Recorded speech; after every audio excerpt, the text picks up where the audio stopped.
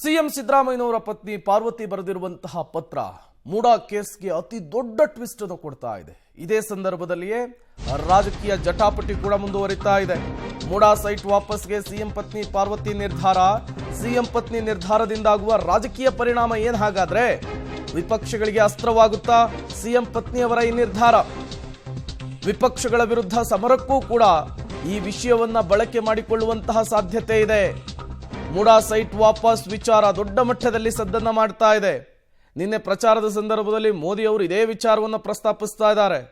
ಹತ್ತತ್ರ ಈಗ ಮಹಾರಾಷ್ಟ್ರದ ಚುನಾವಣೆ ಕೂಡ ಬರ್ತಾ ಇದೆ. ಇದೇ ವಿಚಾರ ಅಸ್ತ್ರ ಆಗಬಹುದು ಬಿಜೆಪಿಗೆ.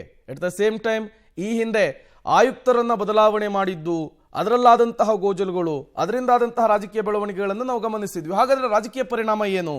ವಿಪಕ್ಷಗಳ ವಿರುದ್ಧ ರಾಜಕೀಯ ಹೋರಾಟಕ್ಕೆ ಸೈಟ್ ವಾಪಸ್ ವಿಷಯ ಬಳಕೆ ಆಗಬಹುದು. ಇದೇ ವಿಚಾರವನ್ನ ಇಟ್ಕೊಂಡು ರಾಜ್ಯ ಸರ್ಕಾರದ ಕೈ ಬಾಯನ್ನ ಕಟ್ಟಿ ಹಾಕುವಂತಹ ಕೆಲಸ ಆಗಬಹುದು.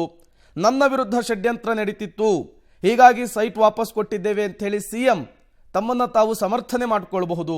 ತನಿಖೆಯನ್ನ ಫೇಸ್ ಮಾಡ್ತೇವೆ ಅಂತ ಹೇಳಿ ವಿಪಕ್ಷಗಳಿಗೆ ತಿರುಗೇಟನ್ನು ಕೂಡ ಕೊಡಬಹುದು. ಸೈಟ್ ಹಂಚಿಕೆಯಲ್ಲಿ ತಪ್ಪಿಲ್ಲ, ನಿಯಮ ಮೀರಿಲ್ಲ, ತನಿಖೆ ಆಗಲಿ ಎಂಬಂತಹ ಸಂದೇಶವನ್ನು ರವಾನಿಸಬಹುದು.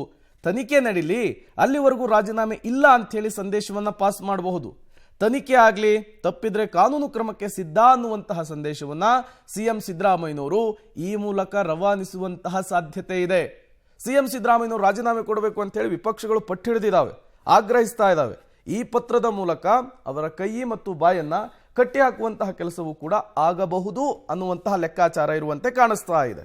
ಇನ್ನು ಇದೇ ವಿಚಾರಕ್ಕೆ ಸಂಬಂಧಪಟ್ಟಂತೆ ರಾಜಕೀಯ ನಾಯಕರುಗಳ ಜಟಾಪಟಿ ಮುಂದುವರಿತಾ ಇದೆ. ಸಿಎಂ ಸಿದ್ದರಾಮಯ್ಯನವರ ಪತ್ನಿ ಪಾರ್ವತಿಯವರ ಈ ನಿರ್ಧಾರವನ್ನ ವಿಪಕ್ಷದ ನಾಯಕರುಗಳು ಪ್ರಶ್ನೆ ಮಾಡ್ತಾ ಇದ್ದಾರೆ. ಸೈಟ್ ವಾಪಸ್ ಕೊಡಲು ಸಿಎಂ ಪತ್ನಿ ಪಾರ್ವತಿಯವರ ನಿರ್ಧಾರ. ಅತಿ ದೊಡ್ಡ ಟ್ವಿಸ್ಟ್ ಸಿಕ್ಕಿದೆ ಈ ಪ್ರಕರಣಕ್ಕೆ. ಮೊದಲೇ ಯಾಕೆ ನಿರ್ಧಾರ ಮಾಡಲಿಲ್ಲ ಅಂತ ಪ್ರಶ್ನೆ ಮಾಡ್ತಿದ್ದಾರೆ. ಸೈಟ್ ವಾಪಸ್ನಿಂದ ಪ್ರಕರಣದ ಗಂಭೀರತೆ ತಗ್ಗುತ್ತಾ ಪ್ರಶ್ನೆ ಮಾಡ್ತಾ ಇದ್ದಾರೆ. ಹಾಗಾದ್ರೆ ವಿಪಕ್ಷಗಳ ಟಾರ್ಗೆಟ್ ಏನು? ಇವರ ಈ ಪತ್ರ ವಿಪಕ್ಷಗಳಿಗೆ ಆಹಾರವಾಗುತ್ತಾ? ಸಹಜವಾದಂತಹ ಪ್ರಶ್ನೆ. ವಿಪಕ್ಷಗಳ ಪಾಳೆಯದಲ್ಲಿ ಏನೆಲ್ಲ ಚರ್ಚೆಗಳಾಗ್ತಾ ಇದೆ, ಏನೆಲ್ಲ ಲೆಕ್ಕಾಚಾರ ಇದೆ, ಅದನ್ನು ಕೂಡ ನೋಡ್ತಾ ಹೋಗ್ಬೋಣ. ಸಿಎಂ ಪತ್ನಿ ಸೈಟ್ ಹಿಂತಿರುಗಿಸೋದು ವಿಪಕ್ಷಗಳಿಗೆ ಪ್ರಮುಖ ಅಸ್ತ್ರವಾಗುವಂತಹ ಸಾಧ್ಯತೆ ಇದೆ. ನಾ ಹಿಂದೆ ಹೇಳ್ತಾ ಇದ್ದೆ, ಮೋದಿ ಅವರು ಹೋದಲ್ಲಿ ಬಂದಲ್ಲಿ ವಿಚಾರ ಪ್ರಸ್ತಾಪಿಸ್ತಾ ಇದ್ದಾರೆ. ಹತ್ತದರಲ್ಲಿಯೇ ನೆರೆಯ ರಾಜ್ಯ ಮಹಾರಾಷ್ಟ್ರದಲ್ಲಿ ಚುನಾವಣೆ ಇದೆ. ಇದೇ ವಿಚಾರವನ್ನು ಇಟ್ಕೊಂಡು ಮತಗಳಿಕೆಯ ಲೆಕ್ಕಾಚಾರವನ್ನು ಬಿಜೆಪಿ ಇಟ್ಕೊಂಡಂತೆ ಕಾಣಿಸ್ತಾ ಇದೆ. ಇಷ್ಟು ದಿನ ತಪ್ಪೇ ಮಾಡಿಲ್ಲ ಅಂತಿದ್ದಂತಹ ಸಿದ್ದರಾಮಯ್ಯನವರು ಈಗ ಸೈಟ್ ಕೊಡಲಿಕ್ಕೆ ವಾಪಸ್ ಆಗ್ತಿದ್ದಾರೆ. ಏನಿದನ್ನು ಸೂಚಿಸ್ತಾ ಇದೆ? ಯುದ್ಧಕ್ಕೂ ಮೊದಲೇನೆ ಶಸ್ತ್ರತ್ಯಾಗ ಮಾಡ್ತಿದ್ದಾರಾ ಅನ್ನುವಂತಹ ಮೆಸೇಜ್ ಕೂಡ ಪಾಸ್ ಆಗ್ತಾ ಇದೆ. ಸಹಜವಾಗಿ ಎಲ್ಲ ಅಂಶಗಳನ್ನು ಬಿಜೆಪಿ ಎನ್ಕ್ಯಾಶ್ ಮಾಡಿಕೊಳ್ಳುವಂತಹ ಸಾಧ್ಯತೆ ಇದೆ. ಈ ಮೂಲಕ ತಪ್ಪನ್ನು ಒಪ್ಪಿಕೊಂಡಿದ್ದಾರೆ ಅಂಥೇಳಿ ಸಿಎಂ ವಿರುದ್ಧ ಮುಗಿಬೀಳಬಹುದು ಅನ್ನುವಂತಹ ಲೆಕ್ಕಾಚಾರ ಕೂಡ ವಿಪಕ್ಷಗಳ ಪಾಳೆಯದಲ್ಲಿ ಆಗ್ತಾ ಇರುವಂತಹದ್ದು. ಸಿಎಂ ರಾಜೀನಾಮೆಗೆ ಬಿಗಿಪಟ್ಟು ಹಿಡಿಬಹುದು, ಪ್ರತಿಭಟನೆಯನ್ನು ಮತ್ತಷ್ಟು ತೀವ್ರಗೊಳಿಸಬಹುದು.